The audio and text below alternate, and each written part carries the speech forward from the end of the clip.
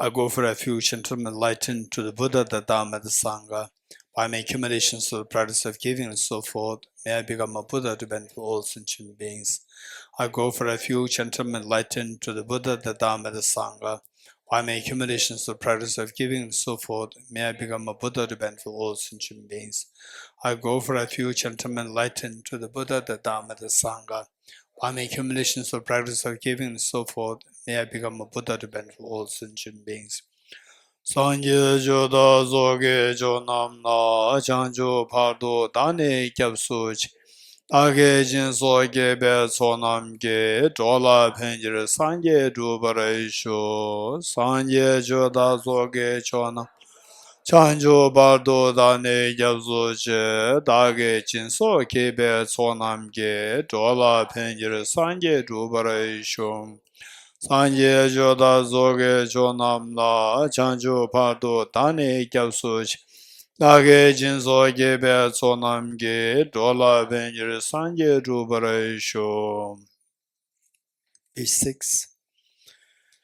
Om ye dharma hetu prabhavam Hetum tesham nathagato hyavatat tesham chayo nirodha evam vati mahashramanaye svaha.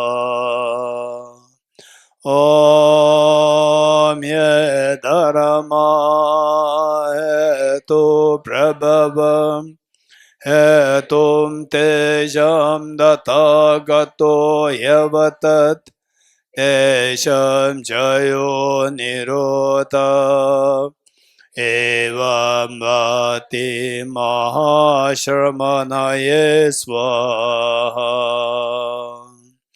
Om ye dharma hetu prabhavam Hetum tesham dathagato yavatat tesham jayo nirodha evam vati mahashramanaye svaha.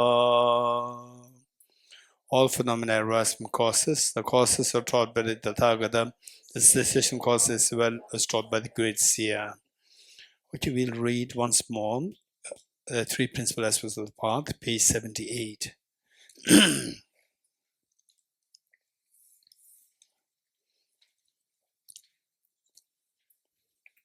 Page 78. Okay, same thing. Just the now, you already know the background of this. See where each of these 9 points were identified. The three principal aspects of the path by Lama Tsongkhapa. I bow down to the Venerable Lamas. As well as I am able, I will explain the essence of all the teachings of the Buddha, the path praised by the conqueror's children, entrance for those who desire liberation. Listen with a clear mind, you fortunate ones, who are not attached to the joys of secular existence. Strive to make good use of leisure opportunity and direct your minds to the path that pleases the Buddhas. Without pure renunciation, an end to the attraction for pleasures of secular existence is unattainable. The craving for existence also binds beings.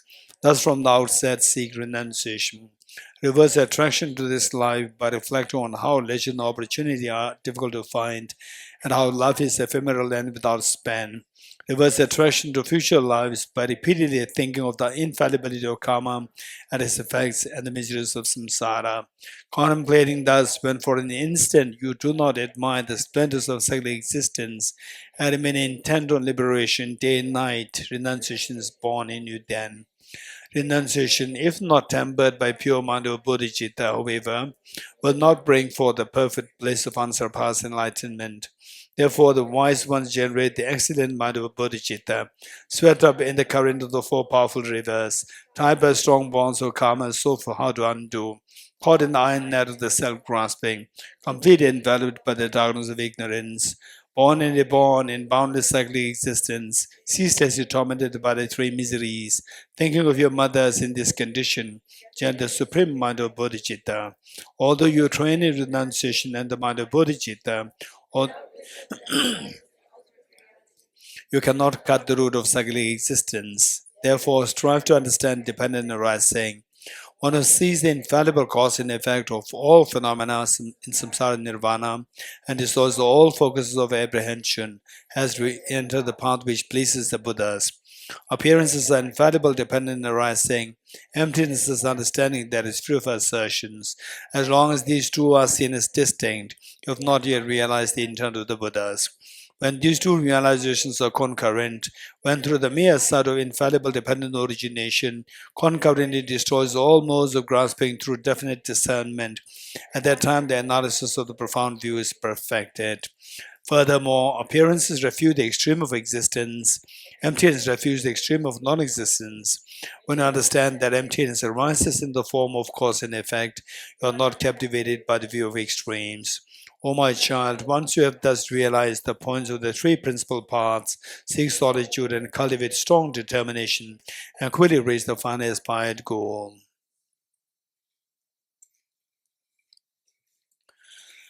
Okay, the verse 14 it says, "O my child, once you have thus realized the points of the three principal paths, seek solitude and cultivate strong determination, and quickly reach the final aspired goal." Seek solitude. So here, solitude, the great teachers, they say that this has one understood in two ways. One, in ways that somebody who feels that by being in a community that you're being affected so badly, or badly in ways that, okay, I'm being disturbed. Instead of that, like you become engrossed in the community into indulgence. Of course, benefit others. This is so precious, but they say the benefit others and people benefited. That is very precious. But then when you're in the community, then you go into indulgence. Then the socializing per se is not bad. But from there, what do you learn? Just see how it affects you. That you be in group, then you what kind of conversations you have. Is it, say, you may begin with something very nice like emptiness, retreat, and so forth, and gradually it may slide down. After the retreat, it's not now. At the moment, yeah, everything may be good, but then still, I go to hear big laughters. I don't know what that is. Okay. So the point is that those people who feel that being in the community, you degenerate. When that happens, then you're advised to seek, say, the physical solitude. Whereas those people, where the physical solitude, and we should be very realistic. Some people who have parents to take care of, you have your family members, your children, your ailing husband, ailing wife, and so forth, and then you leave everything, and that is actually not really nice. It's because it's like escapism. Escapism. What's the English word? Escapism. Yes. So this is, but in rare cases, then you live and then your realizations really soar, where in future you can help thousands and thousands and thousands of beings. That's a different story. Otherwise, for us, oh, I'm fed up with this, so tiring, very complicated, this, that, and so forth. And then it's like you're looking for to escape from the mundane, the difficulties, not because of the quest for dharma. So where you see that real benefit is happening, even to your family, to take care of family, it's a huge responsibility, a very important responsibility. You have to take care of them. So meanwhile, solitude. So here, that when you have to be in the community where you can be of help to the community, and then in some cases you are sick. Many of us we are sick, and you have to depend on the community. So you cannot go have a physical solitude. So under such situation, then we have to seek mental solitude. Mental solitude meaning that don't be too much engrossed into the physical exchanges, the interactions and so forth, because that, as I said earlier, most of the physical interactions, exchanges, they are not really productive, they are very harmful. So they only waste your time, number one. Then number two, that what you talk is usually about being judgmental over others. So backbiting and all these things. So there's nothing good happening. So we need to seek the mental solitude. And those of us who in the community, then you just end up going into indulgence automatically. Then you have to seek physical solitude. Oh, this is the meaning. Okay, with this in mind, let us turn to the verse number 7 done. Now 8. Just tell me, let's say that you keep a water. You keep a water, say there's a water, dirty water for the last like thousands of years. 1,000 years, this dirty water. And what we learned this morning is that the true nature of this water, however dirty the water is, the true nature of this water is very pure, very pure. So now tell me, say if this dirty water was lying in that tank or in the lake, as a lake for the last like 1,000 years, for how long this water, the true nature of the water has been pure? For how long?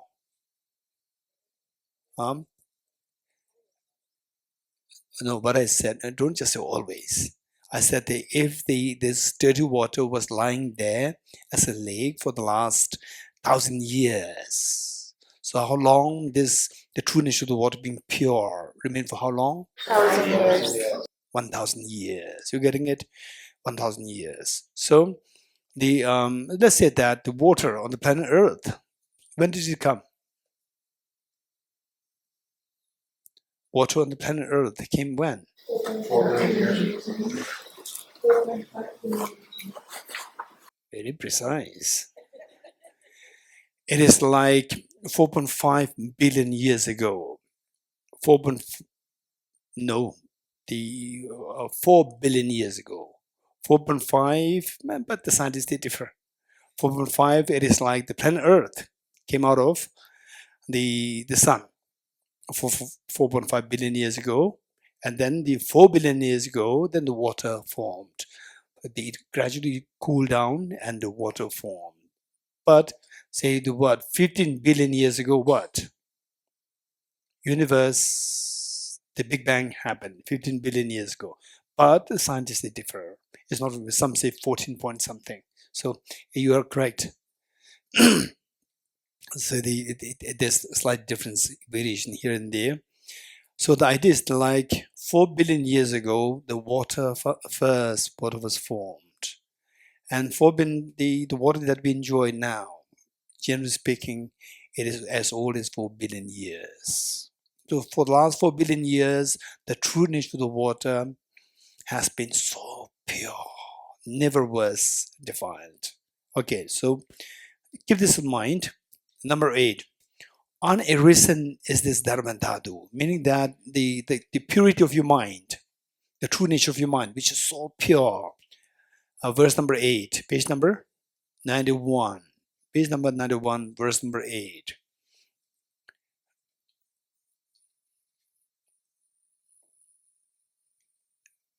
Page number 91.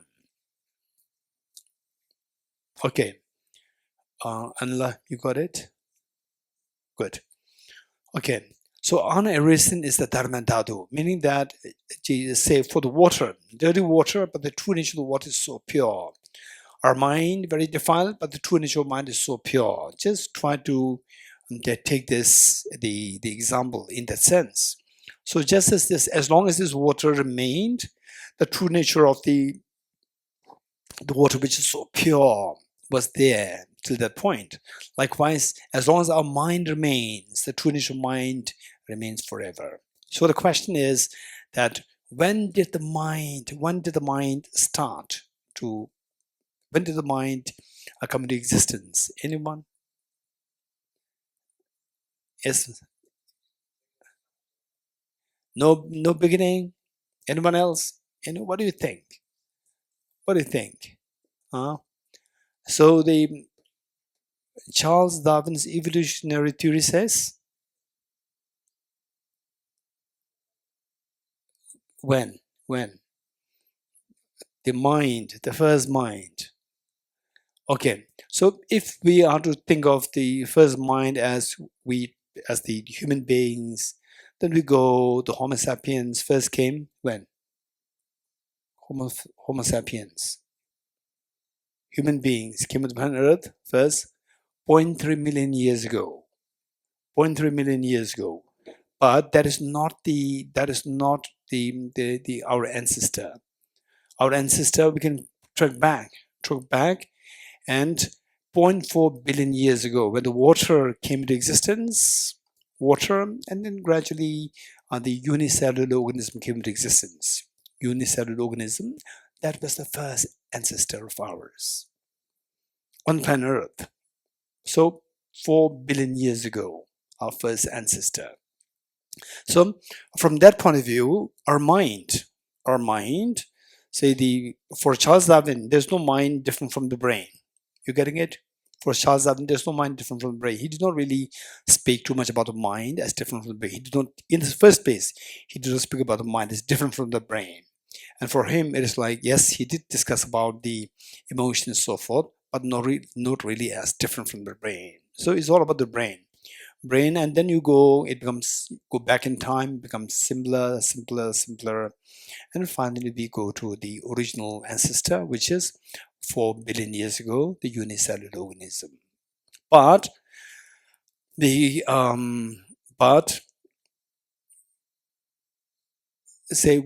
think about the mind, whether or not the mind is different from the brain, this is a very serious question. Whether or not the mind is different from the brain. And thus far, modern science doesn't really touch this topic, because that the moment it touches this topic, that the mind to be brain different or same, then they have to dilute their research.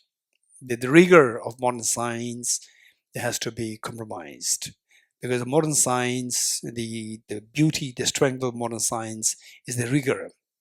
And the moment you expand the circle of the research, the scope of analysis, then you have to compromise, because that the reality is not only the material things, tangible material things, physical material things, but there are these several other forms of realities, like say in Buddhist taxonomy of the phenomena, there's a description of 3 classes of phenomena: evident phenomena, slightly hidden phenomena, and very hidden phenomena. So the modern science touches the evident phenomena and a part of slightly hidden phenomena, not all slightly hidden phenomena. And a very hidden phenomena they cannot even touch. If they touch, you have to expand the circle of the analysis. Then the research can become very dull. You have to compromise. But some people, they can be very naive to say that, for example, I personally would say that modern science is extremely rigorous system, incredibly great piece of legacy of the human beings. Is a great, the tool that the human beings discovered. But to think that modern science can explain everything, that is too naive. Just as physics cannot explain everything. Physics cannot explain neuroscience. Neuroscience cannot explain everything. Neuroscience cannot explain quantum physics. It cannot explain relativity theory. So therefore, to think that the science can explain everything, this is being too naive. But while it is not necessary that the science should be able to explain everything, whatever it can explain it well, and then remain the rigorous system. With physics, for example, there was a paradigm shift in physics that happened from Newtonian physics to quantum physics and relativity theory. So there was such a shift happened. It's known as a paradigm shift. So this can happen in the future. We never know, depending on the human thinking, the recognition of the scope of what constitutes the standard of what constitutes the science and so forth. So it can change gradually. So there can be a shift happening in the physics, just as in modern science, just as with physics. What happened to physics, even with the neuroscience, it can happen. We never know. But as of now, if we move to that level of talking about the mind and brain as different or as one different, if you go to this analysis, then the neuroscience can become very dilute. So the best thing is to stay as it is, rigorous, and later on, when the time comes for the paradigm shift, it'll happen. So till that point, it's better to maintain the rigor of modern science. At the same time, not to think that modern science explains everything. So because that everything means there are three categories of phenomena: evident phenomena, slightly hidden phenomena, and very hidden phenomena. So they encompass the modern science encompass evident phenomena and part of the slightly hidden phenomena. Not all slightly hidden phenomena, and they can't even touch they forget far from touching the very hidden phenomena. But these are all the realities of the realities. For example, like modern science, we talk about the Big Bang Theory. Big Bang Theory is as per the visible universe, visible universe. But what is not visible? We have no clue. Science has no clue. And whether it exists or not exists, it has no clue. It's all about the visible universe. And when I first studied that Big Bang, when I was age 18, 19 in the school, and later on when I went to Cambridge, I do not really see that as the Big Bang. Even if it is true, I still cannot agree that this is the beginning of the whole universe. And because that the reasons that they employ, the Doppler's effect, redshift, Doppler's effect, the reasons they employ is on the basis of the visible universe, not what is not visible. So how can you deduce on the basis of the visible universe, deduce that everything is like this? So I can't really understand it. And then later on, when I was in Cambridge, I was deliberately meeting with many physicists, and I asked one physicist, and that what makes the scientists think that not all, but some openly say that it's just the Big Bang that we're talking about is just the visible universe, not what is beyond. We have no clue. Okay, so but this scientist, and he said that yes, this is how science works. Science, we only account for the visible things, and then they say that everything's like this. This is what he said. But this is what, logically speaking, it is not acceptable. But what we can for safe, in safe, what we can say is that the visible universe started from the Big Bang, if at all the Big Bang is correct, accurate.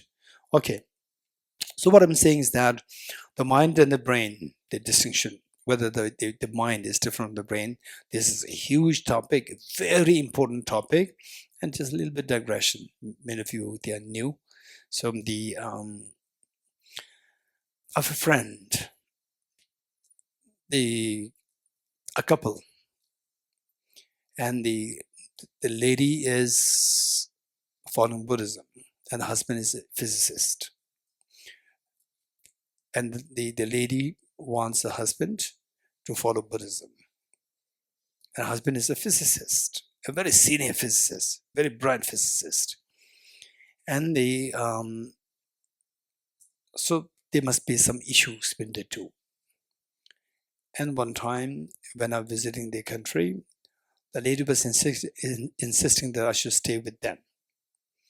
And then my host, the main host, was smart. He wanted me to be with him. And so somehow he organized in such that I cannot stay with them. I had to stay with the host, the main host. Then the next year, again she was insisting, my host, that I should stay with them. And the host, being very sympathetic, just one night with them, the rest of the days with him. And then for this lady and her husband, so my time there one night. This is so important. And I thought, why they insisting too much? And finally, when I was there, it was the, say, last few days, very busy in the car and already exhausted, tired. The moment I landed there in their place, and she organized, say, the tea with the snacks, and very formal setting, and the husband was there, and then started conversation, and I was confused. Start conversation.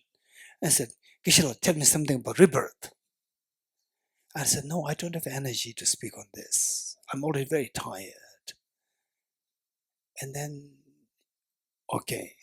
Then the dinner, on the dinner table, after a few hours, again the dinner was set, and again conversation started. Again said, Geshe, tell us something about the rebirth. I said, no, I don't have energy. Then she became so desperate that she pointed to the husband saying that he's the one who doesn't believe in rebirth. So then the husband was looking at me like this, and I was looking at him like this. Then he's a very, very brilliant physicist, a very senior physicist. And luckily, what happened was that the physicists, they think that what the philosophers, they don't, and they talk about the philosophy, dry thing is not really reality. They talk about abstract things. But before that, when the tea was served 2 hours before the meal, tea was served, he said something. So that was incredibly great link meaning that made him receptive to what I have to say. Because he said that, okay, there's a little bit of digression, this is all psychology. So what he said was that he was very confident. The physicists, usually this is the disease of the physicists. They think that they know everything, right? Philosophy, everything they know. The philosophers, they are very, they talk abstract. And what the abstract that they are talking about, we know that already. This is their confidence. I've met many physicists, all of them, they are like with this attitude. If any physicists, don't take offense. Any physicists here? Okay, good. By the way, I personally like physics so much, liked physics so much. I already shared this with you on Albert as a poster. Then during that, what he said was that he himself was practicing the piano, or what is that, keyboard, and he said music. And he said that initially you have to think which key to press. You have to think. And gradually it becomes automatic. You don't have to think. It becomes automatic. And just to make him happy, I said, okay. And then he's just dominated the whole conversation, that he knows everything.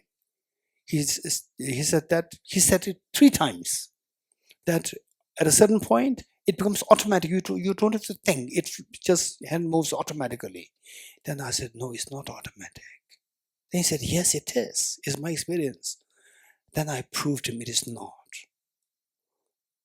I said that first how many seconds it took for you to press the correct key, right?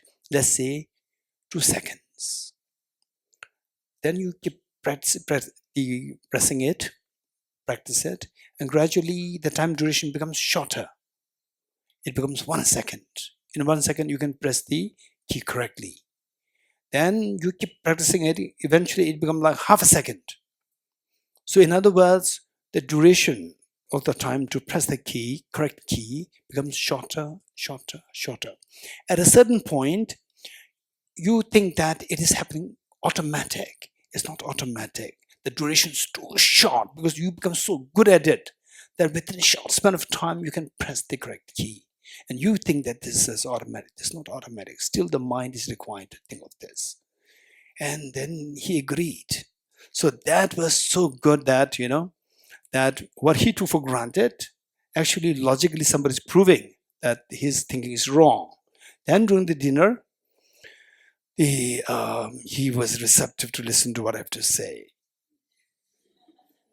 So Yes, and to be very honest about this rebirth, it requires a lot of energy to talk, because that it is something, it requires so much energy to talk about it.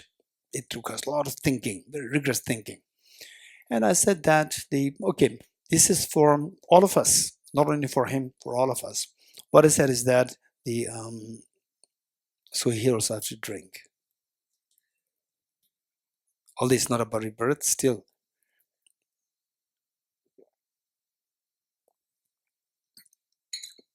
Okay. Then what I told him is that you're a physicist. You have a brilliant mind. And the brilliant mind that you have, if you use this brilliant mind just to fill your belly, which is to eat food, go to job, teach whatever, then earn something to fill your belly. And if you die like this, what's the point? What's the difference between physicist and a dog? The dog also early morning get up, go to job. What is the job? To look for food. And we give a different nice label, go for a job, actually looking for food. And we come back, we're tired. And dog also come back tired. And you have extra television to watch to make you more tired. And the dog instead will go to bed.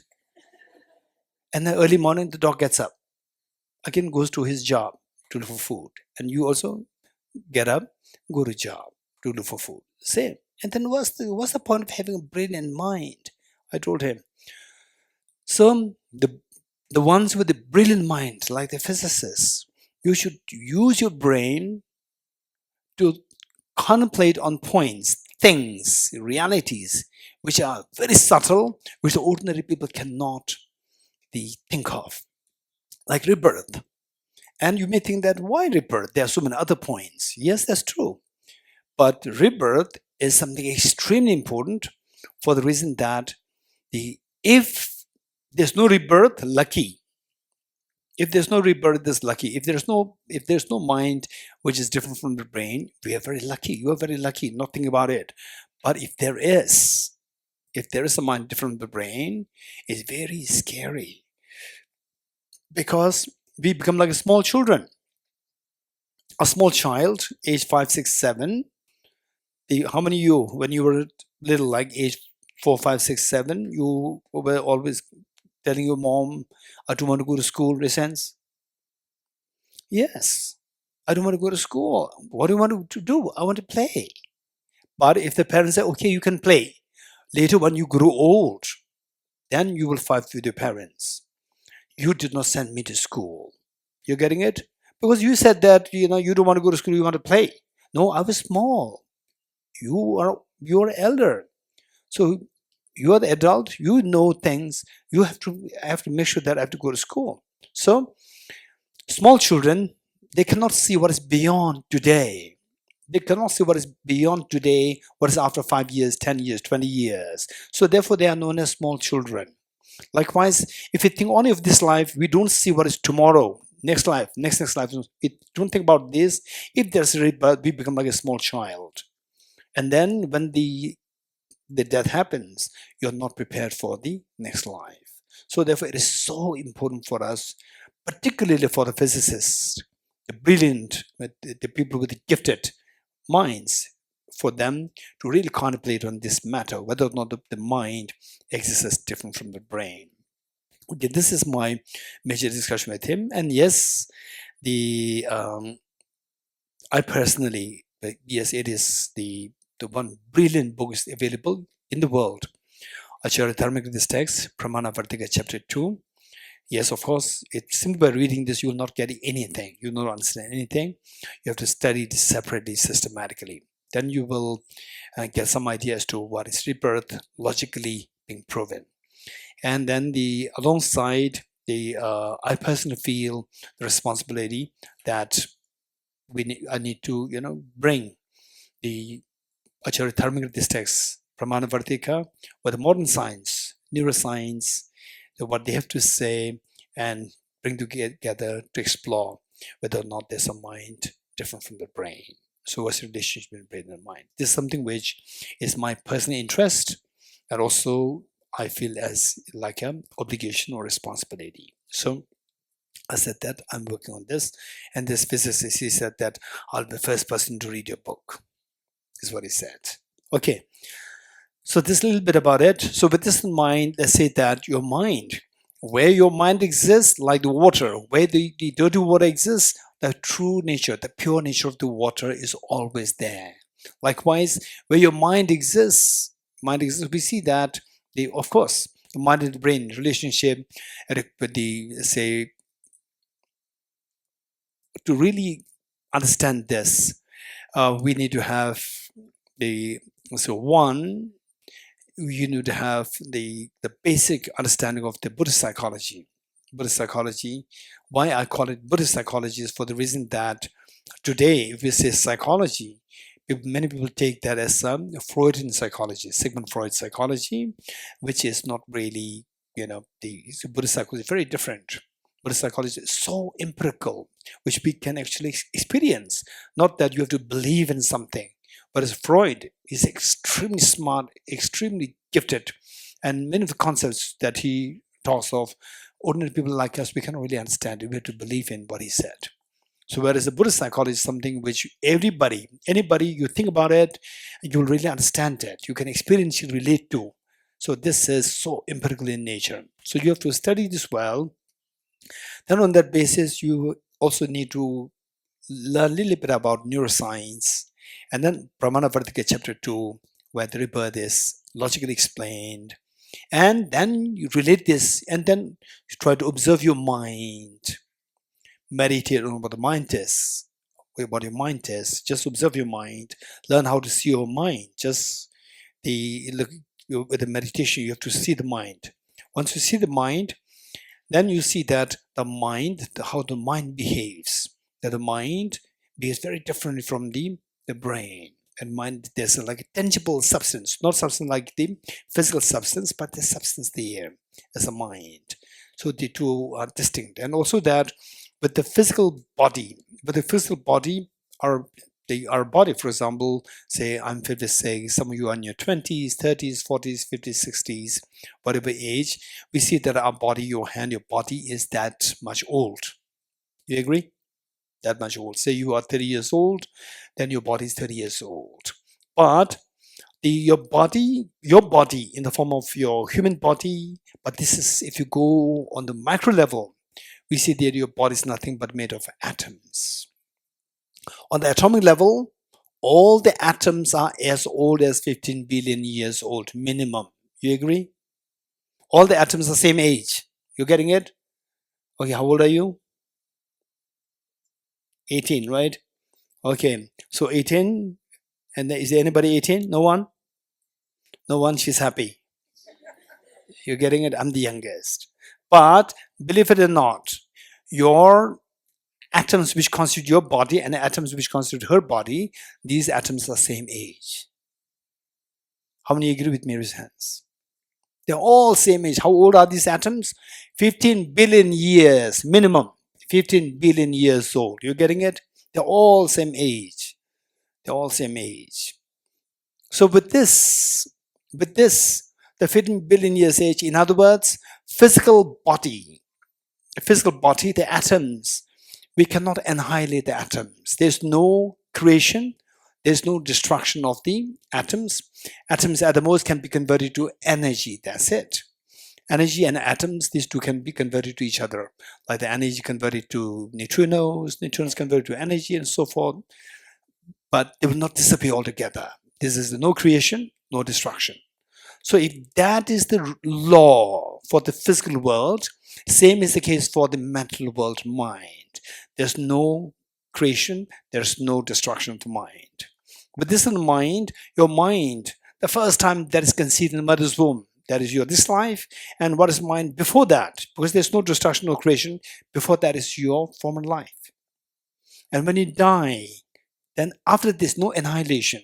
After this, that is your future life. So this is how, say, first of all, we have to learn how the mind and brain, these two are two distinct entities. Then the brain has its own continuum, physical matter, which is as old as 15 billion years.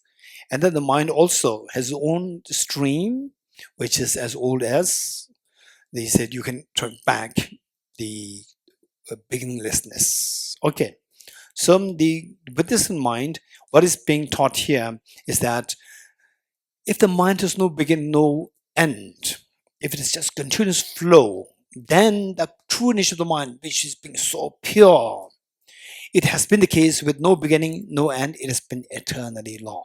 You're getting it? So this is what is being taught here. Number 8. Unarisen is the Dharmadhatu. So because there's no beginning, there's no point to say that the true nature of the mind becomes so pure at that point. If you say there's one point there, then before that, what is that? Is that impure? So there's no beginning point to say it arises. It is unarisen is the Dharmadhatu. And never will it cease, because there's no destruction, no creation. No creation, therefore there is no beginning. No destruction, therefore there is no ceasing. At all times, without afflictions, the true nature of the mind is so pure, it is not tainted by any afflictions since time immemorial, and will go like this eternally. At all times, without the afflictions, stainless through beginning, middle, and end. The true nature of the mind has been forever stainless. Only thing is, discover it. We have never discovered it. So why we don't discover it is that because this is enshrouded by the mental defilements, and we think that this is reality. This is not reality. So wise people, they turn inwardly to discover that what is beneath this afflictions, what is beneath this, the true nature, like the water. When the water is subjected to the purification process, then the purity manifests. So it did not come from anywhere else. It was right there when the water was still dirty. We're number 9. Vaidriya is a precious gem. That precious gem is luminous at all times, but if confined within his ore, its light is not visible. So Vaidriya, this is a gem which has the quality of the luminosity. The quality of luminosity, which means it shines. But at all times, where there's a Vaidriya, if it's not tainted by the external dirt, then the nature of that is to shine. But when that's confined within its ore, mixed with the mud, just recently, just a few days ago, one of my friends who came from Vietnam, he's Indian, but he went to Vietnam for pilgrimage or whatever, and then he brought, usually I give this example of the gold mixed with the mud. So he bought a small piece of gold mixed with the mud, which when he was just going to the shop, he saw that and he asked, what is this? He said, the shop owner said that this is the sample of gold ore, gold mixed with mud. And he bought 2 pieces, one for him, one for me. So he brought it. It is there in my house. Okay. So it says that the Vaidriya, in Tibetan we call it Vendriya. Vendriya or Vaidriya, that precious gem is luminous at all times. So this is all about the Buddha nature, our Buddha nature, your Buddha nature, my Buddha nature. All of us, our Buddha nature is luminous at all times. It's so pure luminous. But when confined within his ore meaning from the original source where the Vaidriya is taken, you find that it's mixed with the soil. But the Vaidriya per se has a luminosity quality, but when the ore is light, is not visible. 10. Just so the Dharmadhatu, your Buddha nature, free of stain, while it is obscured by the afflictions, although it is obscured by afflictions inside, the true nature is so pure there. In samsara, it doesn't shine its light. In samsara, meaning when we are obscured by the metal dirt, then the dharma within us, they don't shine its light. But in nirvana, it will beam. Okay. 11. If this element exists, is this element here referring to the Dharmadhatu. Element here refers to the Dharmadhatu, your Buddha nature. When this element, Dharmadhatu, exists through your work, through our work meaning effort, through effort, we will see the purest of the gold. For example, say the gold ore in the mud. If there's gold there, then later on with the effort, you remove the mud and the gold, you will see the gold. Likewise, within us, if there is the Buddha nature within us, then with the effort, it'll manifest. Whereas if the Buddha nature is not within us, no matter how much we put effort, nothing will come out. 11. If this element exists through our work or effort, we will see the purest of all the gold. Without this element, if this gold within or if that is missing, despite our toil, nothing but misery will be produced. So that within the Buddhist schools, for example, like the Vaibhashika, which we studied this morning, Vaibhashika, then what, second one? Sautrantika, then third one, Chittamatra. Okay, so Chittamatra, not all Chittamatra, but one class of Chittamatra, and then Vaibhashika, Sautrantika. These three schools, they believe that human beings, it's not that everybody has a Buddha nature, right? Many they don't have. This is what they believe. But the Madhyamaka philosophers, for them, no, that's not true. The Buddha nature exists within everyone, and the Buddha taught that everyone has the Buddha nature. Okay, and not only that, we believe in somebody like the Buddha, or we believe in Arya Nagarjuna and so forth. Here, Arya Nagarjuna and so forth, but we have to get conviction how it is true. That's very important. Okay, and let's say that okay, how many of you think that we all have this seed of perfection within us? How many seed of, or how many of you think that I'm not too sure, I'm hearing this for the first time, I never heard it before, I thought that I'm just an ordinary person, I cannot, no matter how much I put effort, I can never become Nobel laureate in physics, right? No matter how much I learn physics in this life, I can't expect to become a Nobel laureate in physics, right? Raise hands.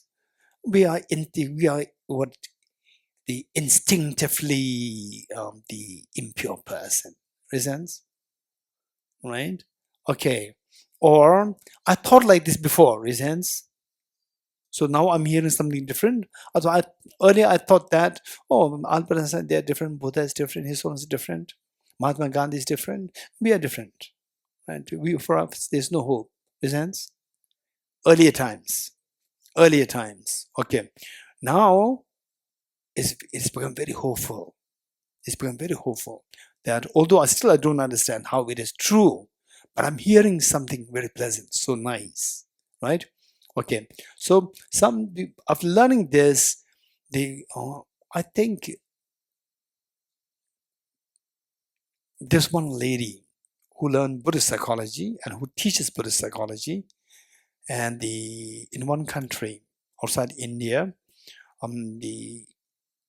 she is lightly teaching Buddhist psychology without the label Buddhism for a reason. And then she taught about this Buddha nature, seed of perfection, which exists within everyone. At the end of the talk, she was narrating this to me, that one lady came to her and she was literally crying. That lady was crying. She said that today is the first time I'm hearing that I have a potential. That's why I thought that I'm just a hopeless person. So now I'm hearing from you that we all have the same potential. The potential for, say, the ultimate, the fearlessness and infinite happiness. I never heard about this before. So this is so precious. Now the next point is, how do we know that it exists within us? How do we know that it exists within us? This is a very serious question. Okay, anyone? Would you give some idea, throw some lights on how it's true that we all have the Buddha nature? Just share thoughts. Okay, Joel? Because everyone wants, every single animal or human being wants happiness. It means something inside is happiness. Otherwise, why we're looking for happiness? Or, Okay, so what Joel is saying is that everybody wants this instinct desire for happiness and not wanting suffering. And this is reality. You agree? Everybody, even a tiny insect, you just try to touch it and it pretends as though like it is dead. Why? Because it doesn't want to go through the fear, right? This is a reality. Then the next point is that simply because that we have an instinct desire for happiness, how does it justify that you have the potential for the ultimate happiness? How? Anyone? Okay, yes. Like the analogy of making a hole in the basket with the light, removing the frictions. Okay, so you have to make a hole in a heart, right? A hole is metaphorical. So how do you make a hole? Okay, remove afflictions. That makes sense, right? Okay. The true nature of energy is pure. How do you know that? No, don't follow me blindly. So what we are saying is that this is what we've learned thus far. This is what we've learned thus far. We did not prove anything thus far. You're getting it? We learned thus far that these are the facts. But then how do you know that these are facts? This is a question. Anyone? Yes, over there. I think we can experiment with be compassionate to others. So His Holiness says, for example, if you want to be happy, if you want to be selfish, be smart selfish and do good things for others, and it will make you happy. So this is an example of how we can experiment, and it's really going to make us happy. I mean, for me. So little is saying is that we have to put into practice to see if it works. This is a very practical advice. Okay. Yes, over there. I think sometimes we intuitively feel genuine compassion if somebody is suffering, and that kind of shows that there is something inherently good in us. Oh, okay. That's interesting. Biscuit. Okay. In a way, what Biscuit is saying is that no matter how much you squeeze a handful of sand, no oil comes out. If the oil comes out means it is not a handful of sand. It must be a handful of sunflower seeds. There should be some potential for oil inside. Does it make sense? This is beautiful. Okay. Whatever you have, you will give that. So if you are giving the compassion, you are giving the love, that means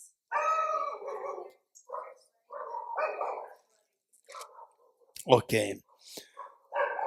this is what we have, shows that we have that potential.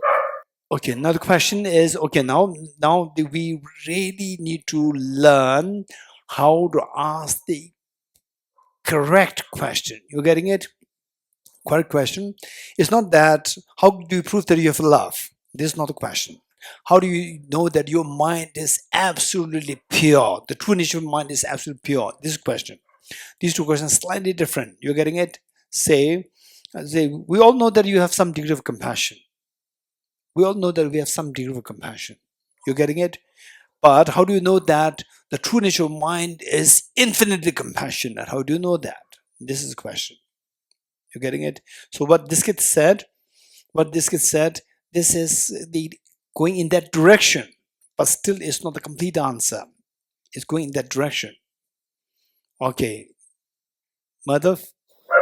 It's a slightly hidden phenomenon, which with faith, admiration, and study, and following the teachings of the fully awakened ones, we have to trust a little bit, and contemplate on the teachings. Okay. Arya Nagarjuna's style is very different. Arya Nagarjuna, he is like a philosopher, logician, and he would make sure that everybody gets a full import of what he is saying. You getting it? Okay. Yes. Actions, they're not always present. If the nature of the mind is anger, for example, then it always will be angry. But it's coming and goes, so it's not in the right nature. Because there's a jealous thing. Okay. So we should learn how to ask the correct question. You getting it? This. Meanwhile, don't stop anybody from giving their thoughts. Even the attempt is so precious. You're thinking. Thinking means the ability to think, the sharpness, intelligence is increasing. This is so precious. You're getting it? But at the same time, so what he said is wrong. No, how do you prove it? Don't be rude. So the point is that if you have a counter argument, come up with a counter argument. These will help us again fine tune your name. Belged. Okay. So what Venerable Belged is saying, right?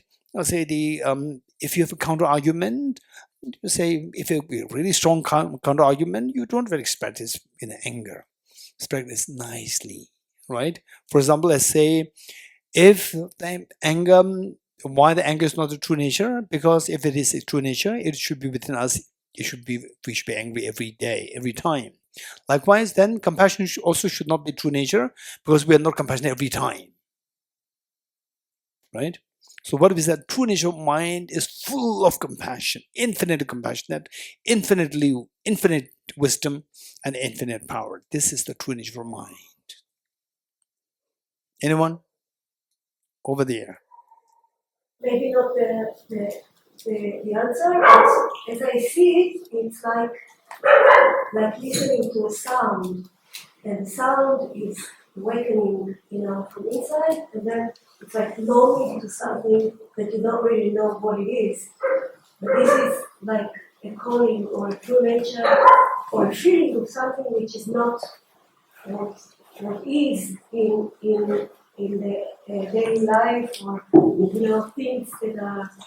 So it's like a glimpse of something which you long to, but you don't know what it really is. Okay. It's sound, it's like music. Okay. Anyone else? Tomer? In Shambhala. Continue Juanma's analogy of a vase and the light inside. So we try to make holes in the vase until we get more and more conviction, and then break it.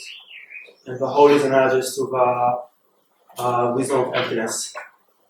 Okay. So in other words, what Tin Shambhala is saying is that first try to understand the wisdom of emptiness. Try to understand emptiness. Once you understand the emptiness,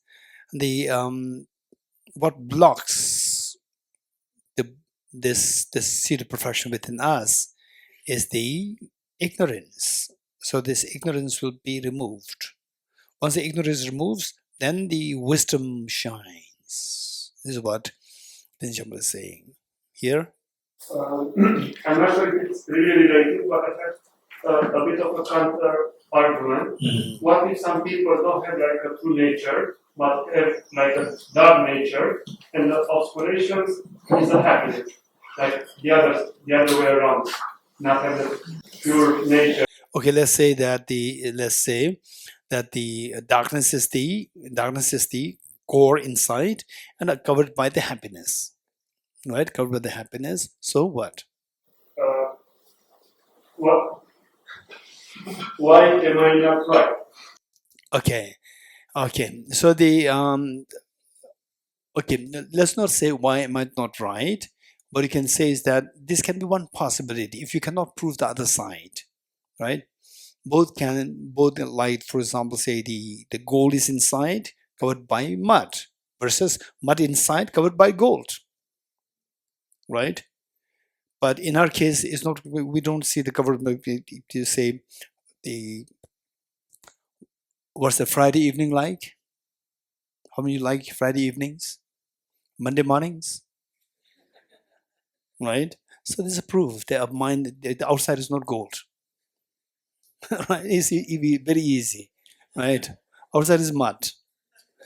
Now the hope is inside. If the inside, outside mud is, we don't really need any proof. This is the, for example, you stupid, right? Stupid question. You will say, you stupid. You're getting it? The mud is there. So obvious. So the question is, now the hope lies, the hope is, if there's a gold inside, right? Outside there's no gold. That's a fact. So inside, if there's a gold, this is a question, right? Okay. So the, yes, over there. To you. When we say anything has a true nature, can we assume that that means that it is permanent, no matter what the situation, that will keep coming back with that quality? This is a good point. This is a good point. Say, if you think about the true nature of anything, doesn't mean that this true nature is permanent. No matter what happens, the true nature is, always there. It not seen, and again create another situation. Again, is visible. Is always there. This is a good question. For this, we need to understand the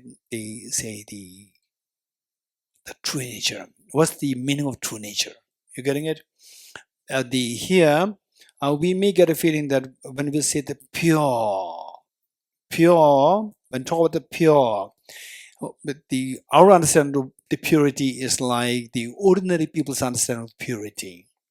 Some dish be like the cloth which is so pure, or a tea which is extremely pure. Some material things there is pure. Pure would mean it's untainted. No, untainted of what? This is what I'm saying.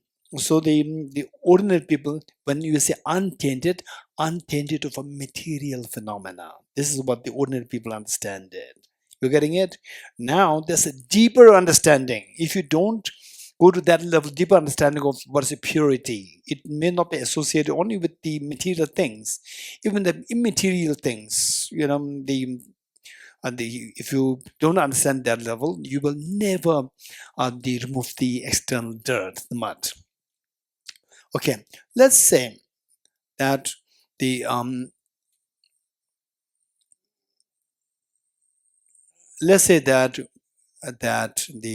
we are looking for the degree of how wealthy the person is.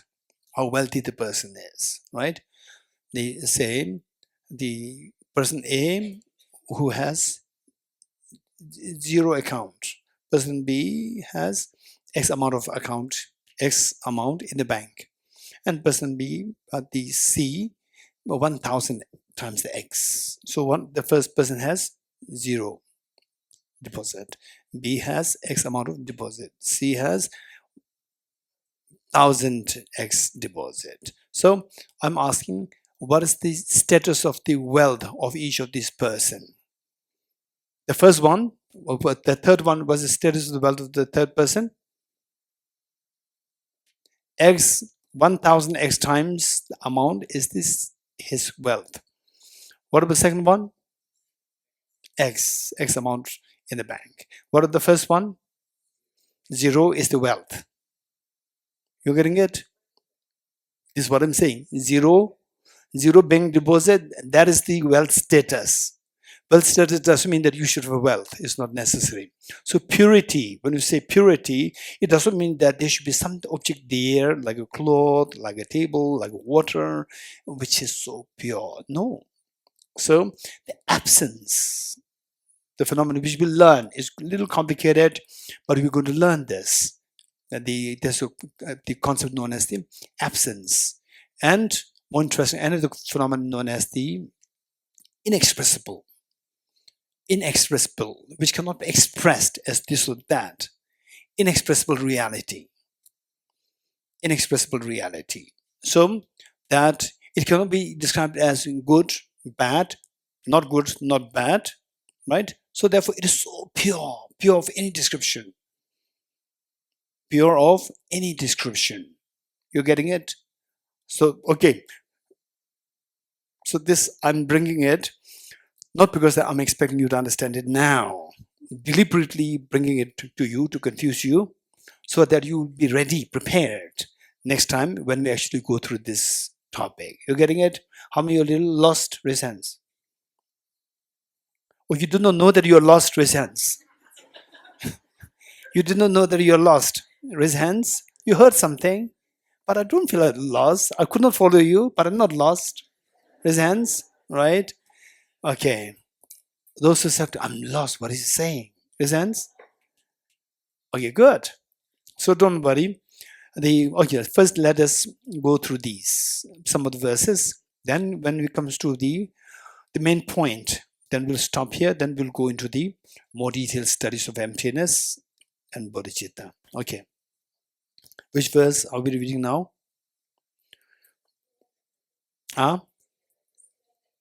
11 is done. 12.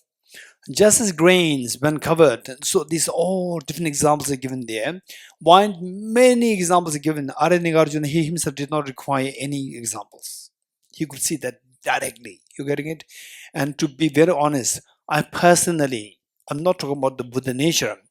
I'm very confident about the Buddha nature, because that in my life, when teaching these sophisticated topics, so initially when I meet somebody, if I'm allowed to say this, very dull person, very dull, hopeless. And then teaching, but also paying attention, listening. I'm also encouraging. After a while, suddenly there is some unraveling happen. Some kind of revelation happens. That the person becomes extremely intelligent, smart. So one time there's one gentleman, and then he is extremely pious, study, and I teach him, and then not too smart, but I always say, okay, but I keep teaching him. And then his wife never learned this philosophy, but when two of them are discussing, the wife could easily defeat the husband. Although the husband spent a lot of time studying, and wife says something, he got lost. Then after a few years, the wife was amazed that his intelligence simply erupted. His intelligence increased, became so intelligent. Say the usually discussions, she would easily make him fool. Now she couldn't make him fool anymore. She said something, and he would have something more intelligible things to say. She was so impressed. She told me that, wow, this is amazing. This study, it made him a very intelligent person. Earlier, he used to be a very dull person.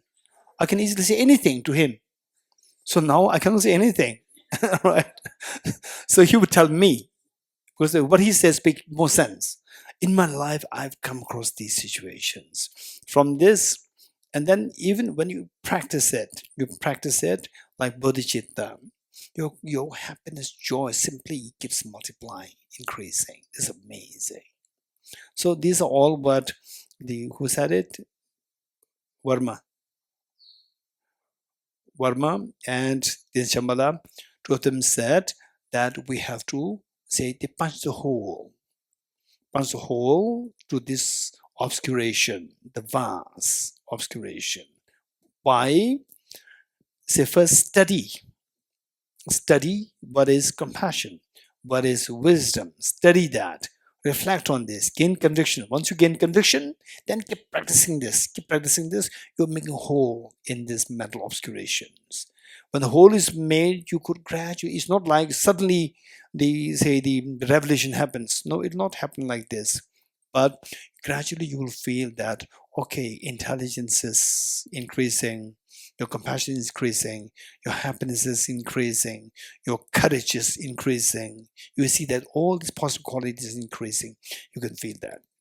So this is something that we have to, don't just follow blindly. We have to first have a proper blueprint how this can happen. So let's study all these things, and then study emptiness a little bit, and then you'll come to know that this is how it actually removes the ignorance. So the veil, remove the veil, and the inside is the seed of perfection, the gold inside. Okay. 12. Just as grains, when covered by the husks, are not considered rice that can be eaten, while being shrouded in afflictions, it is not named Buddhahood. So, in fact, for your information, there are the many traditions and even teachers who will say that you are a Buddha, we are Buddha. You're getting it? So, whereas Arya Nagarjuna is very particular because he is extremely smart. Very smart people, they can see the nuances, they can tease about the nuances. Whereas when you're not too smart, then you talk about the nuances, you get lost. So the best thing is that you are a Buddha, right? Because you have the Buddha nature. You remove the dirt and the Buddha comes out. It is there. You are a Buddha. We are all Buddha. So we are Buddha right from the beginning. There's nothing wrong in it. So there's a contradiction there to say that then the Buddha is very angry.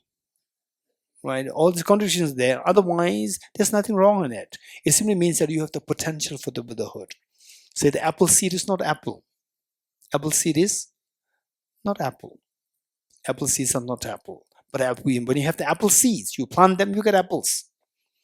So this is the basic idea behind people saying that you are a Buddha and we're all Buddhas. There's nothing wrong in it.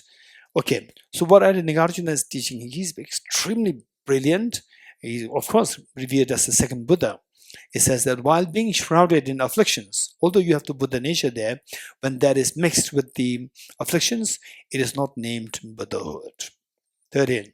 Just as rice itself appears when it is free from all its husk, remove the husk and the rice from inside comes out. Likewise, the Dharmakaya, the purity, perfect purity, total fearlessness, and infinite happiness, with the perfect love, perfect knowledge, and perfect power, they manifest. Dharmakaya clearly manifests once it is free from the afflictions. Number 3. Banana trees don't have a pith meaning essence. You cut it, you saw the inside is hollow. That is used as an example in the world. But the fruits, although the tree per se does not have the pith, but the fruits, they do have the pith. There's essence there. It's very delicious, sweet. In all the sweetness do we eat. Means that although we at the moment, we are just ordinary beings. But when you remove the metal dirt, then the Buddhahood manifests. It's like the sweet bananas. 15. Just so when samsara without pith is released from the affliction's peel, its fruition, Buddhahood itself, turns into nectar for all beings. Okay. I'd like to also just share with you some technical aspects here. Same.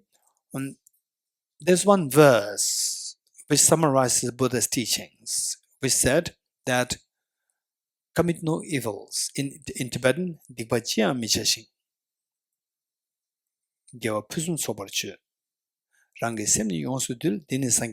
This is the Tibetan version. In English, commit no evils. Don't engage in negativities. Don't engage in evils. Commit no evils. Accumulate as great wealth of virtues as possible. Accumulate as great wealth of virtues as possible. Tame your mind. This is the teaching of the Buddha. This is the summary of the Buddha's teachings. It's an amazing summary. Okay, the first one, commit no evils. Why commit no evils? By dependence on coming the evils, by dependent origination.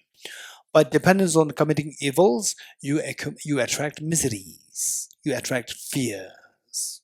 So when you stop evils, you stop miseries, you stop fears, you become fearless. So who are these people who succeed in this endeavor to stop the evils or stop what is the technical term we learned? To attain fearlessness, you have to remove what? Afflictive observations. Resents? Yes. Afflictive obscuration. So here, But it says, commit no evils, meaning that stay away from afflictive obscurations. Stay away from afflictive obscurations. And if you take care of this part, commit no evils. The second one, accumulate as great wealth of virtues as possible. When you don't focus on the second part, only focus on the first part, you will succeed to attain fearlessness. Technically referred to as, nirvana. You attain nirvana. And what are those people known as? What are those beings known as who attain nirvana? Arahats. Okay, so those of us who are hearing this for the first time, make a note. Those people, those beings who attain the fearlessness, who attain nirvana without removing the cognitive obscurations, these beings are known as arahats. Arhats. Arahats. Or in English, translated as 4 destroyers. 4 meaning enemies. Enemy in the form of your afflictions as the enemies. 4 destroyers in English. In Sanskrit, arahats. In Tibetan, dachumpa. Dachumpa. Okay. So now, the first line says, commit no evils. Why? Committing evils, you attract miseries which you don't want.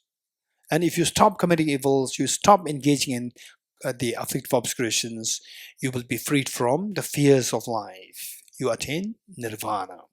Second one, accumulate as great wealth of virtues as possible. Not only that you don't want fear, you also want the maximum happiness. Happiness is a result of virtues. So if you want maximum happiness, accumulate maximum virtues. Accumulate as great wealth of virtues as possible. Number 2. So what is that? What is that thing which will help you to accumulate the great wealth of virtues? Is bodhicitta. So the first teaching is on the teaching on renunciation, to stay away from, to attain nirvana, to stay away from afflictive obscurations. And second teaching is the teaching on the bodhicitta, to stay away, to get away from cognitive obscurations. Okay, so the first one is renunciation, second one is bodhicitta. We see that these both are in the form of aspiration. You're getting it? What is renunciation? May I be freed from miseries.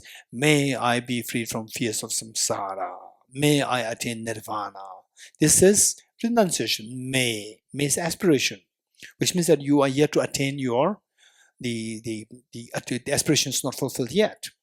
Then the second one is bodhicitta. May I become Buddha for the benefit of all sentient beings. Again, you say, may I become. Again, it's aspiration. So these are the two aspirations, and we should do something to fulfill the aspiration, to materialize the aspiration. What should we do? Hey, what should we do to materialize these two aspirations? Ashwin? Tame your mind. Number 3, tame your mind. How to tame your mind? Anyone? Sheribama? By cultivating wisdom of emptiness. By cultivating the wisdom of emptiness. You getting it? So the point is that what the Varma and what Tenzin Shamala is saying is the punch a hole. That is the wisdom. Cultivate the wisdom, and then this wisdom will give you the confidence that my mental defilements are going away. My mental defilements go away. Say the darkness goes away. What comes? Light comes. You cannot think of a place where there's no darkness, there's no light. When the darkness goes away, light automatically comes. You're getting it? So therefore, you remove the mental dirt through the wisdom. The ignorance is removed. Then the wisdom and all the good qualities will come. Okay, and the later on we're going to learn how that the ignorance is the foundation for all the other afflictions like desire, anger, sadness, pains, and so forth. We'll learn a little later. Okay, so with this, they I say tame your mind. Tame your mind. It's not like that. Oh, I want to be free from samsara, right? I want to become Buddha. I want to become Buddha, and you don't do anything. It'll never happen. So one time I was with so I have many professor friends. I have a very good professor, very senior professor as my friend, and his wife. His wife is the housewife. And one time, the professor invited me to his house. So 3 of us were together, and the 2 of them are extremely kind to take care of the stray dogs. They're amazing, extremely kind. And the wife was asking me some questions about how to take care of the dogs and all these discussions. Then I thought about, okay, then somehow the rebirth talk again comes. And we have to come back. And she said, no, I'll not come back. I'm tired of samsara. Right? So she's tired of samsara and she's not going to come back next time. Right? So here we are saying, may I be free from samsara. And then you say that don't just say may I, you have to materialize this aspiration, right? And for her, it's very simple. Oh no, I'll not come back, right? So that will not help.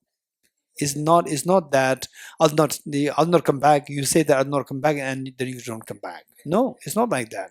There's no choice. It's an involuntary birth in samsara. Involuntary.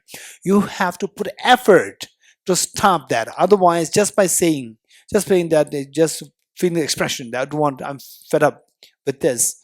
No, it will not happen. So we have to do something. What do you do? Tame your mind. It's all the mind. It's about the mind, not just making the aspiration. You have to make it happen by taming the mind. How to tame the mind? Say okay. On the let me share with you that let's say that my shirt 2 months ago it fell on the mud, and then it became so muddy, and then washed it under the running water, and it became so clean. And yesterday the same shirt again fell in grease. Grease, you know grease? Grease, and never mind. Last time it fell in the mud, and I washed it. It became so clean. So this time I washed it. It did not become clean, right? Same running water, but it's not becoming clean. So what's the problem? What advice would you give me? Is it because that now the water has changed? Global warming? Because of that, some water changed. Earlier the water is very effective. Now the water is not effective. Or what happened? Hey, why this time is not going away? The quality of the stain is changed. The quality of the stain is different. So they say, in order to, in a way, washing means using the water as a remedy to remove the stain. Yes? I'm trying to use the water as a remedy to remove the stain. But what remedy to apply depends on the nature of the stain. You're getting it? For example, let's say that 2009, I suffered from tuberculosis. Usually when I have a headache, I have fever, I take paracetamol, it goes away. And that time I had fever, headache, I take the paracetamol, it never goes away. It goes away for temporarily, again it comes back. What's the problem? Usually I take this medicine, it works. Now it's not working. Why? Because the ailment is different. You're getting it? What remedy to apply depends on the nature of the pollutants. You have to identify the pollutants. So what remedy to apply to remove the mental pollutants? You have to know the mental pollutants. And what are the mental pollutants? Soon we will learn, okay, not here, not today, but tomorrow we will learn that mental pollutants, they're all somehow connected with ignorance. You're getting it? We'll learn. And don't just say that, yes, it is. We have to learn how it is. You must be convinced of that. All the mental stains, mental problems, they're connected with ignorance. So, what is the remedy to overcome the ignorance? Wisdom. To remove darkness, how to remove the darkness? To remove the darkness, say you have to prepare for the exam, and then suddenly there's a power cut, and so you can read the book. Then you pray to Buddha, please remove the darkness, right? If the Buddha is sitting next to you, he'll be very upset. What a stupid follower. What a hopeless follower. You're getting, instead, if you light a candle, he'll be so happy. This is a smart follower. You're getting it? So the point is that to remove the darkness, it is most effectively done by introducing the light, not by praying, right? So likewise, to remove the darkness of ignorance, the best can be done by introducing the light of the wisdom. The next question is, what is the light of the wisdom? This question, what's the light of the wisdom? So this is what we're going to learn over the course of this retreat, and then on that basis we see that, okay, now finally, now I know what's inside me, the true nature of my mind, and what obscures this true nature by the mental defilements, and the remedy. Now I know. Now my job is to prepare the remedy. Prepare the remedy, study, reflect, meditate, and once you get convinced with the study and reflection, my job is to continuously put effort to create this remedy so that the punches can be made on this, that this vase can be broken eventually. Okay. Which verse we're reading?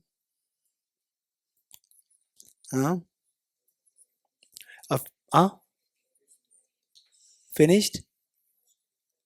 13. 15. Just so when samsara without pith is released from the affliction's peel, its fruition, Buddhahood itself, turns into nectar for all beings. Okay. 16. Likewise, from all the seeds that there are, fruits are born that match their cause. By which person could it then be proved that there is a fruit without a seed? So all fruits necessarily come into being with their respective causes. For when the Buddhahood comes out, there must be the seed of Buddhahood within yourself. When the Nirvana comes out, there must be a seed of Nirvana within yourself. So without this, how can they come out? Okay, 17. This basic element, which is the seed, is held to be the basis of all phenomena. Through its purification, step by step, the state of Buddhahood we will attain. So finally what we have is a Buddha nature. By taking the steps to remove the mental dirt, gradually, in the form of Gade Gade, Paragate, Parasamgate, Bodhi Swaha. The 5 parts, these are 5 steps. Following these 5 steps, then gradually we remove the mental dirt and find the perfect purity manifest. That is known as the Buddhahood. Buddhahood meaning Buddha is the awakening, full awakening. Okay, we stop here. Stop at 18. Okay, 1 or 2 questions if you have before we stop here. 1 or 2 questions if you have from group discussions, or no questions. That's interesting. Yes, over there in Shambhala. It's about what you talked about neuroscience and the mind. Yes. So you said that today neuroscience explores the mind. It would lose its ego. Maybe in the future there will be this next step in neuroscience, and then it will be able to explore possible phenomena. How do you imagine this could look like? Or like what answer would neuroscience give that would be satisfactory? So basically, the thing is that neuroscience, as of now, the workings of the mind, finally we see that they are the same. Some people, where they have the mental health issues, right? We don't talk about the brain health issues, we talk about the mental health issues. When you have the mental health issues, then the psychiatrist or the psychologist, and then if the psychologist cannot tackle it, then they go to the psychiatrist, they will give you antidepressants, right? Just to numb your brain. So here, what happens is that the neuroscientists, as of now, not all, generally speaking, the neuroscience as of now, they take as the reductionist approach. They reduce the functions of the mind to the functions of the brain. This is known as the reductionist approach of the workings of the mind to the brain. And the I say now there is a little bit of improvement happening. For example, like within the last 100 years time, there's what is known as the neuroplasticity. The concept of neuroplasticity came into existence. And then for example, like even in the medical stream, okay, medical doctors, one here, Dr. Shindala raise hand. Okay, Dr. Tam and Dr. Doreen raise hand. Okay, 3 doctors, more? Not more, 3 doctors. Okay, so nowadays we see that implicitly that how, for example, you go through surgery or you go through some kind of treatment, how fast you recover, it greatly depends on your mind. Say the doctors would advise their patients to keep calm, be happy, don't take stress. They give counseling. You're getting not only the medicines, also give counseling to change your cognitive thought processes. Which will speed the speed of recovery. You're getting it? And also that oftentimes, in fact, that was like which year was that? 2005 or 6? 2005 or 6, when His Holiness was in Mayo Clinic in Rochester, in America, Mayo Clinic. His Holiness had a whole body checkup there. And then the chief of this clinic, he requested His Holiness to give a public address to all the medical experts, the doctors, the nurses, and all the medical professionals. Then after the talk, one doctor, I think the chief himself, asked His Holiness that nowadays it's not just the medicines that works, that the medicines and the trust from the patient on the doctor, that plays a very important role. When the trust is missing, the recovery is very slow. When the trust is there, the patient recovers very quickly. So it's how to build the trust. So this was what was requested by the doctor to His Holiness. Because acknowledging that there's some element of the mental phenomena, the trust, which will speed up the recovery. So the point is that now there is a little bit of recognition that there's the mind, which will help to fix the bodily or the brain or the bodily the problems more effectively. So there's a little the recognition there, but I personally would say that it'll take time for neuroscience to really go for the paradigm shift to reach the point whereby the many research are required. In fact, there's just recently, the last, I think the day I came here, just 2 days ago, I was thinking on these areas, the brain-mind relationship, constant thing about this. And then I found one area where I'm not going to say this to you now. Not because that is going to be patented. Right? Patent? Don't worry. Why I'm not sharing this with you is that because that people may do research on this. And this research can be very cruel to animals. I don't want this research to be done. Okay, so the brain-mind relationship. If what I have in my mind, which came just 2 days ago, I'm constantly thinking about these things. If it succeeds, it's a clear proof that there's a mind different from the brain. Clear proof. I'm not going to mention this. This is amazing, the thought that came to me just 2 days ago. I'm not going to share with you. Simply because because naughty people will do research, not you. You will share this with other people. Then some naughty people, they're just looking for what is research to do. They'll do the research and will involve in killing animals. I don't want that to happen. Yeah. In case somebody gets the same idea as me, and then they did the research, and then they engage in all these things, that is their problem. It's not my problem. but I don't want to be a factor for creating cruelty on animals. I don't want that to happen. Are you good? Yes. I had a question in regards to the concept of, what was it called? Sorry. The subjective clear light mind and then the objective clear light. Is there a correlation between those concepts and the concepts of apprehension and appearance? Okay, it's very complicated. Say it again. Subjective clear light mind versus objective clear light. Is there any correlation with the apprehension and appearance? Why did you say this? Because I was thinking of the example with the goggles and the blue and the mountain appearing blue, and then it kind of felt similar to the subjective. Okay, this is a very important point. Yes, okay, what I would suggest is that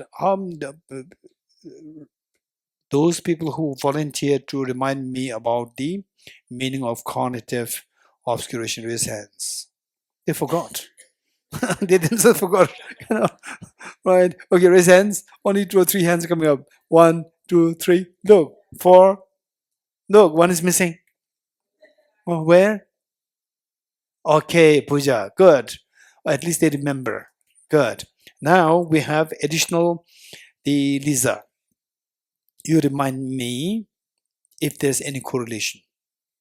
Because the subject clear light mind, which we are talking about, within that, again, there are many layers, right? If I say many layers, people will, stop.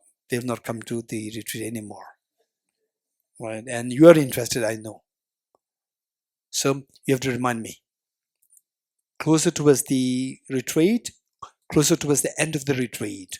Then when I go into more details on these topics, then people will really find it helpful and find it joyful. They will enjoy. At the moment, it'll just confuse them. They will not be happy. Okay. Last question? Yes. I'm just a little bit confused about the intrinsic nature of human, like the very basic essence of the human.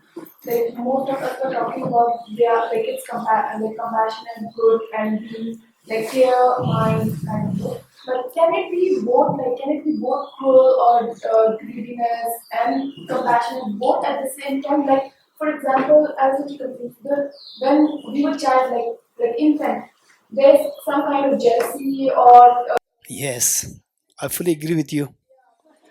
You don't have to teach jealousy. Some expert. Yes. It's still there. Yes, it's there. So can it be both the intrinsic nature of human can be both good and evil at the same time?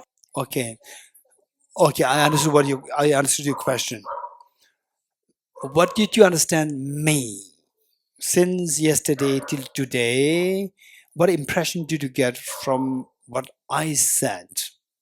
Did you get the impression that I'm saying that your true nature has anger and the both, or very pure? Very pure. You're getting it? So now the point is that but why not? Both can be together. This is your thought. You're getting it? So what should you do now? What should you do now? How many more days we have? Hey, how many more days we have?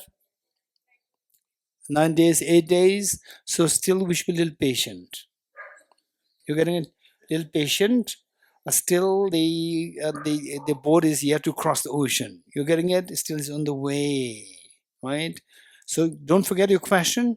Whatever question that you have, like say, I'm creating the structure, basic skeleton for the one. While I'm creating the structure, if some questions which is contradictory to what the statements that I'm making, note them down.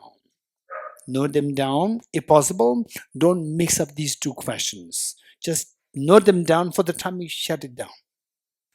Note it. Make sure that you ask me after 4 or 5 days. You getting it? And most likely you will not ask this question because you will get the answer by then. You getting it? Any more questions? That's amazing. No questions. Okay, thank you. Okay, yes. About the shamatha meditations, actually. Yes. So I never heard before example of giving two objects at the same time. So I wonder what is the benefit given by having two objects as a focal point. And also you said that maybe there is a problem in how the mind can be. Okay, that I will not touch. I will directly touch your question. So what's the benefit of these two things, two objects?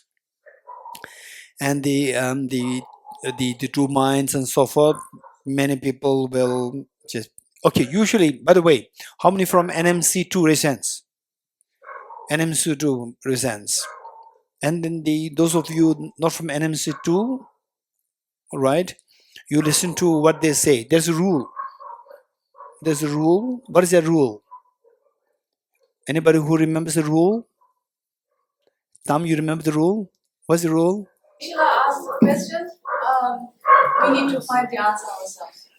This nice way of how Dr. Tam is saying, actually the direct answer is that if Geshe asks the question, don't expect answer from Geshe. You're getting it? So she said it very nicely. If you Geshe asks the question, you have to find the answer.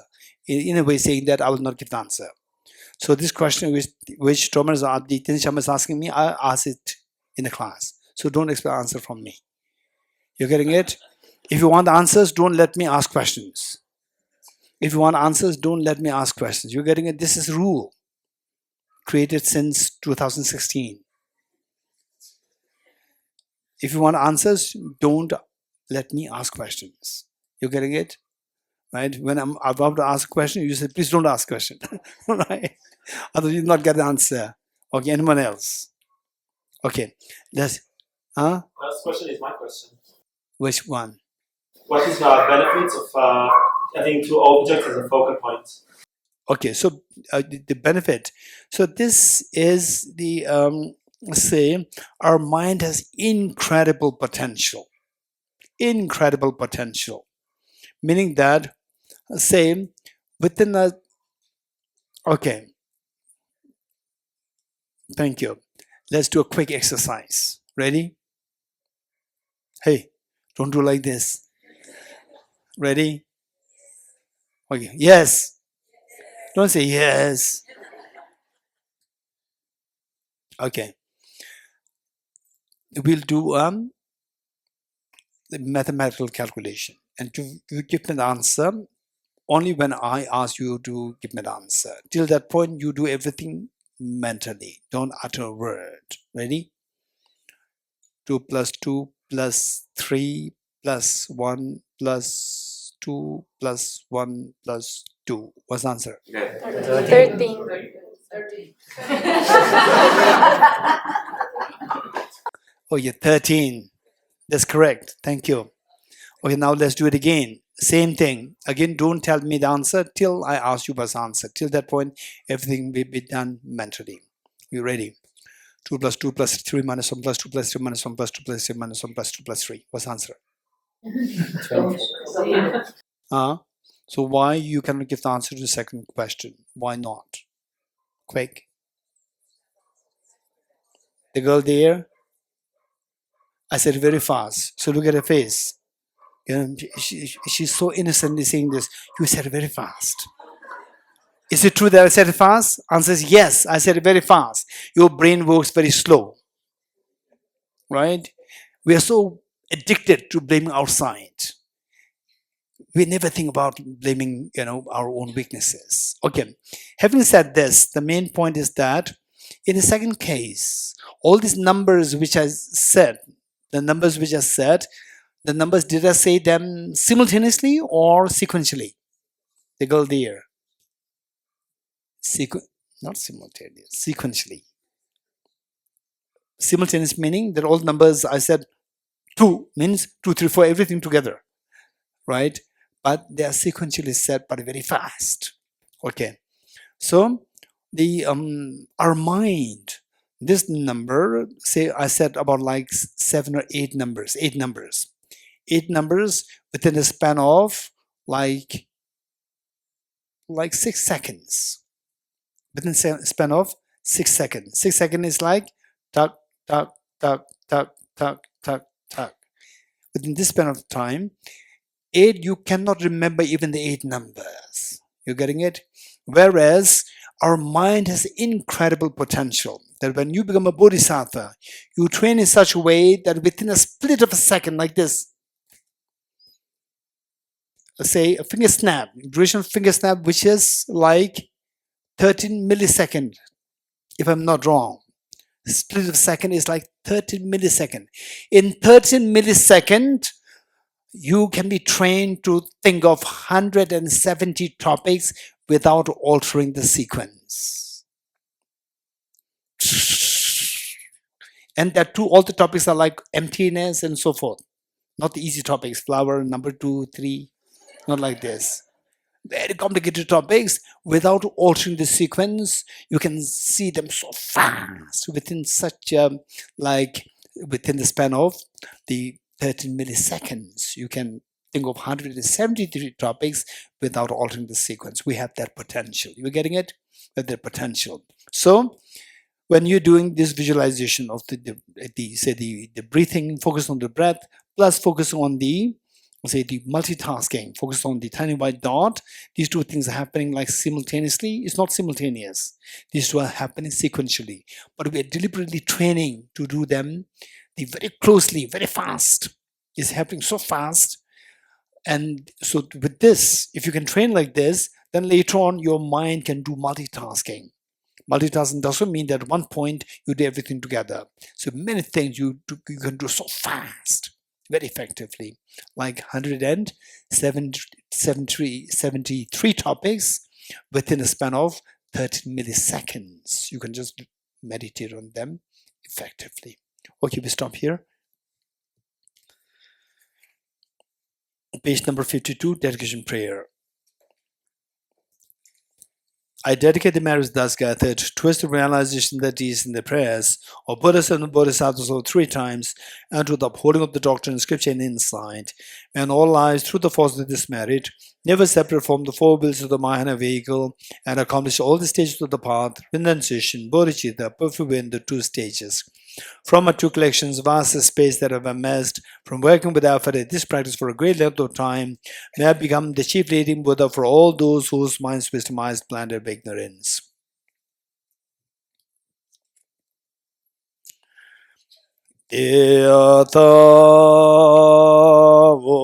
Om gati gati paragati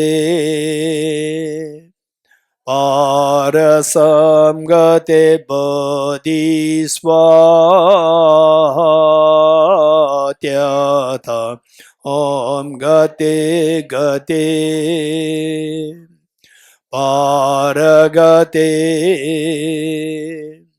Parasamgate bodhisvatyata Om gate gate paragate Parasamgate bodhisvatyata